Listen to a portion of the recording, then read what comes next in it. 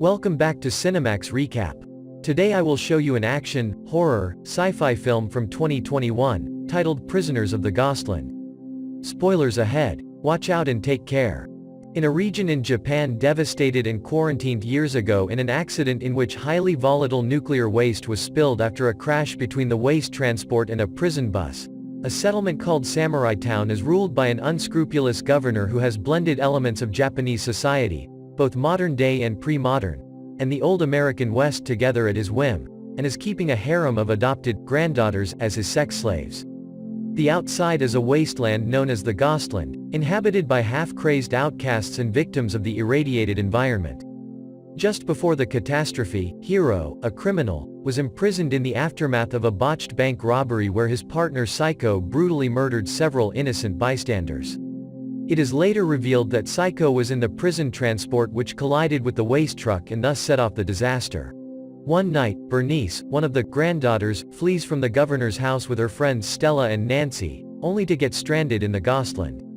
The governor has Hiro released to retrieve Bernice from the Ghostland, and outfits him with a bodysuit which is set to detonate explosive charges in case he mistreats Bernice in any way. The suit itself is tampered with, or Bernice has not been rescued within 5 days.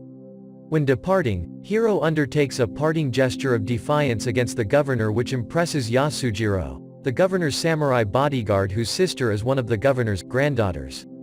Upon entering the Ghostland, Hiro is intercepted by a band of mutated men, suffers an accident and is taken by the outcasts to their cult-like enclave and their leader, Enoch.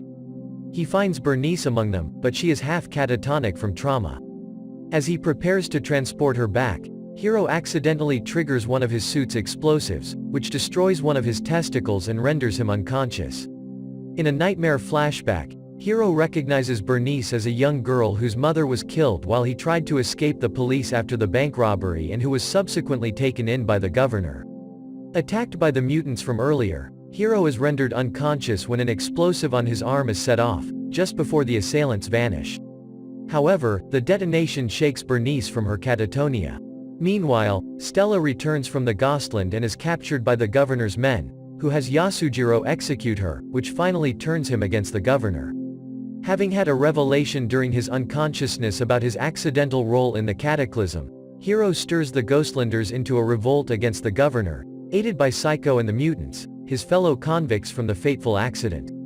Hiro and Bernice return to Samurai Town, but when the governor refuses to unlock the suit and Hiro pretends to take Bernice hostage, Bernice's friend Susie, traumatized from the governor's treatment of her, massacres several of his bodyguards with a minigun. Hiro, Bernice, and Yasujiro overcome the remainder. Then Hiro faces off against and kills Yasujiro while Bernice shoots the governor. With the oppressor dead and the outcasts liberated, Hiro, Bernice, and Susie watch as Samurai Town begins to stir with new, freer life.